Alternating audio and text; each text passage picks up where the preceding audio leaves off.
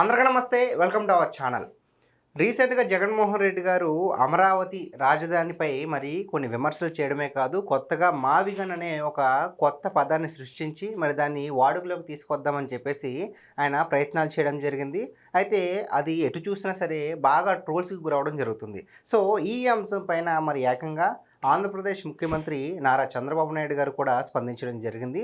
మరి ఈ అంశంపై మనతో చర్చించడానికి ఉన్నారు పొలిటికల్ అనలిస్ట్ శ్రీలీల గారు. మేడం నమస్తే అండి. నమస్తే మేడం, ఏదైతే మరి జగన్మోహన్ రెడ్డి గారు మా విగన్, మరి మచిలీపట్నం నుంచి మా, మరి విజయవాడ నుంచి వి, అలాగే గుంటూరు నుంచి గన్ తీసుకుంటే కనుక మా విగన్ అని కూడా మనం ఒక రాజధానిని క్రియేట్ చేయొచ్చు కదా అని నేను ప్రతిపాదించాను.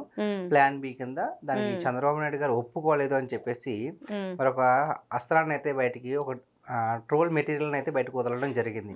ప్రజెంట్ అది మొత్తం సోషల్ మీడియా అది చెప్పలేదండి. చెప్పలేదా? అడగాల్సింది. అసలు ప్లాన్ బి అంటున్నాడు కదా జగన్మోహన్ రెడ్డి. ప్లాన్ ఏ ఏంటి? 2019 నుంచి 24 మధ్య రాష్ట్రాన్ని ఎలా కొల్లగొట్టాలి, ఎలా దోచుకోవాలి, ఎలా దాచుకోవాలి, ఎలా పంచుకోవాలి, ఎక్కడెక్కడ భూములు ఉన్నాయి, ఎక్కడెక్కడ ఏ దేవాలయాల్లో బాగా భారీ విరాళాలు వస్తాయి అక్కడ వేయాలి శాంతి లాంటి వాళ్ళని అక్కడ.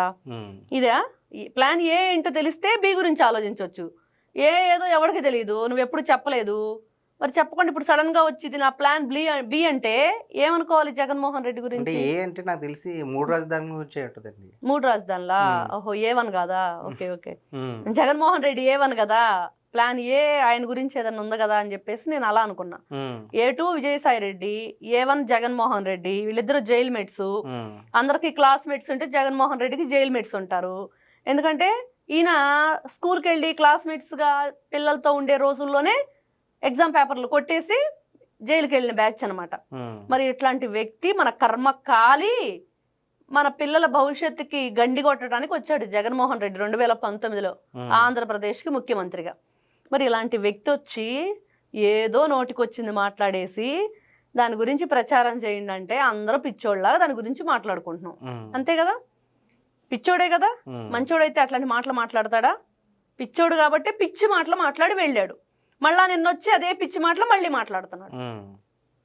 అంతే. మరి ఈ అంశం పైన మన ముఖ్యమంత్రి నారా చంద్రబాబు నాయుడు గారు స్పందించి అసలు జగన్మోహన్ రెడ్డి గారికి అమరావతి అనే పేరు పలకడమే ఇష్టం లేకే ఏదో కొత్త కొత్త పదాలను సృష్టిస్తున్నారు, మావిగన్ బదులు వాటిగన్ అని పెట్టచ్చు కదా అని చెప్పేసి మరి ఆయన కాస్త వ్యంగ్యంగా మాట్లాడడం జరిగింది. దాని గురించి ఏమంటారు? జగన్మోహన్ రెడ్డి కూడా వ్యంగ్యంగానే చెప్పాడు. ఇప్పుడు బాబు గారు అంటున్నట్లుగా ఏదైతే అమరావతి అనే పేరు తలవటానికి ఇష్టపడని వాళ్ళు, అసలు ఆ పేరు తలవటానికి ఇష్టపడిన వాళ్ళు ఆ ప్లేస్ని అంగరంగ వైభవంగా ప్రపంచంలోనే గుర్తుండిపోయే విధంగా భారతదేశంలోనే ఒక గొప్ప రాష్ట్రంగా తీర్చిదిద్దుతామంటే ఇంకా తట్టుకోగలుగుతారా వాళ్ళు? ఆ నోటి వెంట ఆ పదాలని ఉచ్చరించడానికి ఇష్టపడని వాళ్ళు వేశ్యల రాజధాని అని ఎంత నీచంగా చెప్పించారో మరి అలాంటి వ్యక్తుల్ని ఇంకెలా ఆలోచించుకోవాలి? వీళ్ళని ఏ విధంగా తిట్టాలి, ఏ జంతువులతో పోల్చాలి, మిమ్మల్ని ఏం చెయ్యాలి వీళ్ళని అంటే మనం ఏదైతే గరుడ పురాణంలో ఉన్న శిక్షలన్నీ వీళ్ళకి వేయాలా? అవన్నీ వేస్తేనే కరెక్టా? ఇట్లాంటి వ్యక్తులకి, వీళ్ళు చేసిన తప్పులకి చెప్పాలి. మరి ఈ రోజున వ్యంగ్యంగానే నిజంగా ఇష్టపడడం, నిజంగా నారా చంద్రబాబు నాయుడు గారు అన్నట్లుగా జగన్మోహన్ రెడ్డి గారికి అమరావతి అని చెప్పి రాజధాని అని పలకటం అసలు ఇష్టం లేదు ససేమిరా. అందుకనే ఇలాంటి పిచ్చి పిచ్చి వాగుడు వాగుతూ దారిని పోయే దానయ్యలాగా ఏదో నోటికొచ్చింది మాట్లాడి వెళ్ళిపోతున్నాడు. సో అదే కాకుండా మరి రీసెంట్గా జరిగినటువంటి మరి ఏబిఎన్ ఆర్కే గారి విషయం ఏదైతే ఉందో దాన్ని పెద్ద విషయం చేస్తున్నారు అని చెప్పేసి, అంటే వాళ్ళ హయాంలో చేసినప్పుడు తప్పు కాదు, కానీ మరి ఇక్కడ ఒక మాట అంటే ఇంతలా రెచ్చిపోతున్నప్పుడు మరి అప్పుడు కూడా అంత స్ట్రిక్ట్ గా ఉండాలి కదా అని చెప్పేసి మరి బాబు గారు కూడా అనడం జరిగింది. దాని గురించి ఏమంటారు? అందరం అదే అడుగుతున్నాం ఈ రోజున. నువ్వు ఈ రోజున అడిగే హక్కు నీకు ఉండాలి అంటే నువ్వేమి చేస్తావు? ఈ రోజున ఒకటేనమ్మా, జగన్మోహన్ రెడ్డి ఏం చేయకపోవటానికి కారణం పాపం జగన్మోహన్ రెడ్డి తప్పేం లేదు.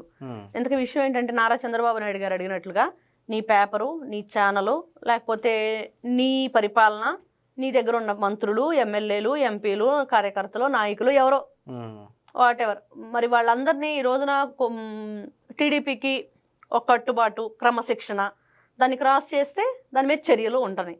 మరి జగన్మోహన్ రెడ్డి గారి పార్టీలో కూడా ఇప్పుడు బాబు గారు అంటున్నట్లుగా ఇతను ఏ విధంగా చెప్తాడు అలాంటివి, తను ఏమన్నా చేశాడా వాటిని అని చెప్పి ఏదన్నా ఖచ్చితంగా వెళ్ళాడా అనేది అడిగారు కదా. దానికి జగన్మోహన్ రెడ్డి గారు ఖచ్చితంగా వెళ్ళటానికి ఆయన ఖచ్చితంగా లేరుగా. ఉమ్, ఈ రోజున పార్టీలో ఎవరినైనా సస్పెండ్ చెయ్యాలి అంటే ఆ అర్హత ఎవరికి ఉండిద్ది, ఆ హక్కు ఎవరికి ఉండిద్ది? ఎలాంటి తప్పులు చేయకుండా పార్టీ కోసం నిష్పక్షపాతంగా పనిచేస్తూ ఉమ్, ప్రజల మంచినే కోరుకుంటూ వాళ్ళ అభివృద్ధిని ధ్యేయంగా చేసుకుంటూ వెళ్ళేవాళ్ళు.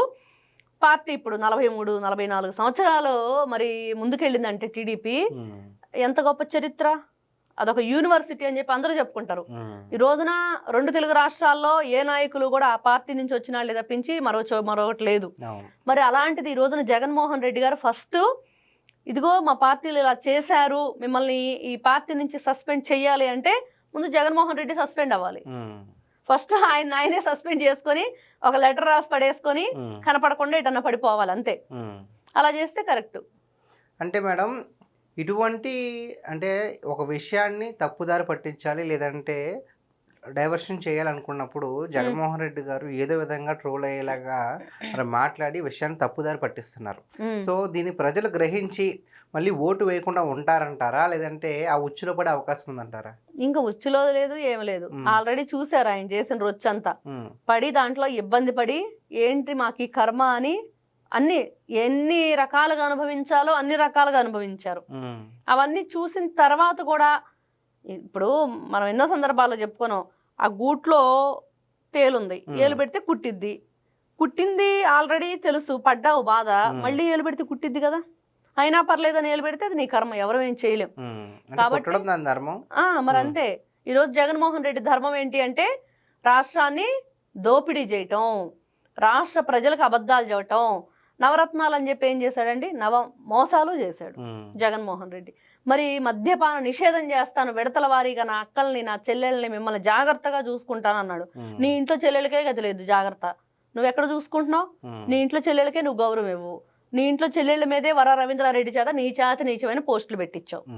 నీ చెల్లెళ్ళనే, నీ ఇంట్లో చెల్లెళ్ళని, నీ ఆడపడుచులనే మరి ఆ ఎవరో ఎక్కడో ఉండి విదేశాల్లో ఉండే డాక్టర్ల చేత లాభాష మాట్లాడించావు. మరి నీ బ్రతుకేంటి, నువ్వేంటి, నీ చరిత్ర ఏంటి?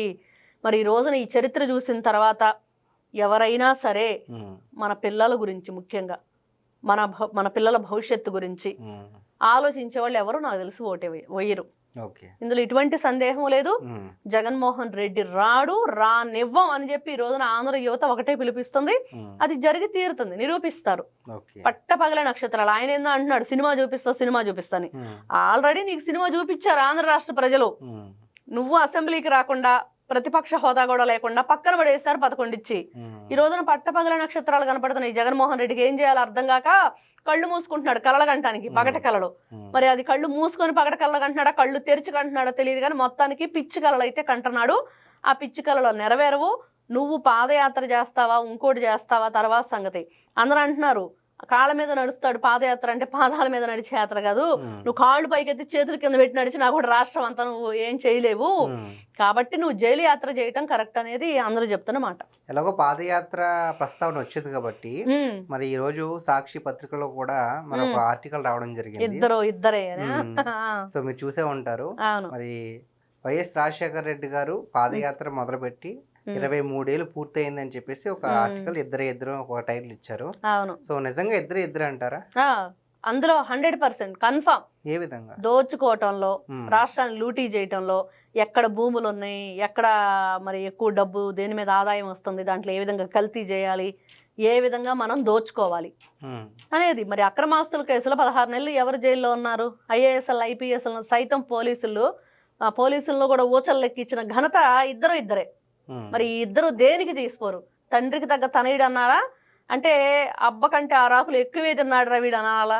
ఏమనాలి చెప్పండి? మరి అలాంటి వీళ్ళ చరిత్రకి మీకు మొన్నే నేను విన్నాను, నాకు అంతకు ముందు తెలీదు, రామోజీ ఫిలిం సిటీని కూడా కొట్టేయాలనుకున్నాడు వైఎస్ రాజశేఖర రెడ్డి అని. అంత వీళ్ళకి ఎక్కడ ఎన్ని భూములున్న భూబకాసురులు అనమాట. ఏది ఇంత అసలు వాళ్ళు దేన్ని వదిలిపెట్టరు. మరి అలాంటి వ్యక్తులు వీళ్ళు ఇద్దరేగా ఏమవుతారండి? ఇద్దరు తోడు దొంగలు, గజ దొంగలు, దారి దోపిడీ దొంగలు, దొంగలకే దొంగలు. అది ఇద్దరే. నమస్తే అమ్మా.